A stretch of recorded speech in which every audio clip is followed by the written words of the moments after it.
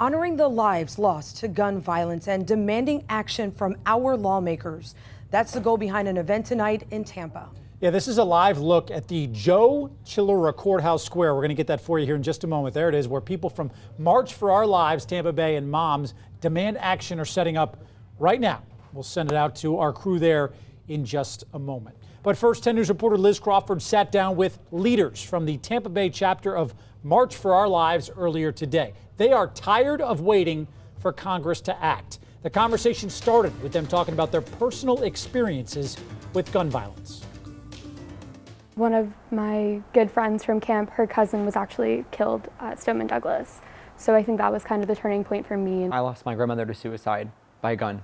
So that was like a close connection with our family. And it was really a reason for me to step up and represent my grandmother and the mental health aspect of what happens. When you heard about what happened last weekend in El Paso and Dayton, what went through your mind? What kind of emotions did you feel?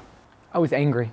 I think the first thing that came to my mind was anger, that nothing was getting done about this senseless gun violence and that it continues to happen day after day. It became personal for a lot of us, and we all understood that this is not something that can keep happening. You go once a month and you practice your active shooter drill like it's normal. Code red, code red, code red blaring over the intercom. Everyone has to rush in a corner, turn off the lights, go through the protocol that we know like the back of our hand at this point because we're so used to doing it. But we don't really know, at least for 10, 15 minutes, if it's a drill or not. So they don't give you a heads up? Yeah, no. Because they want us to act like it were real. We have a meeting actually on Wednesday with Senator Marco Rubio's office. When you do sit down with Senator Rubio, what do you think you're going to ask of him, or what's the main message that you want to get across? Are you willing to support universal background checks? What are you going to do to make us safer, make our community safer? I think that is a great question. What are they going to do to make our community safer? 10 News reporter Liz Birch is live at the event we told you about a moment ago. It's about to get underway. Liz, doesn't start until 7, but we could see people behind you. There's some commotion. How many people do we expect out there for this?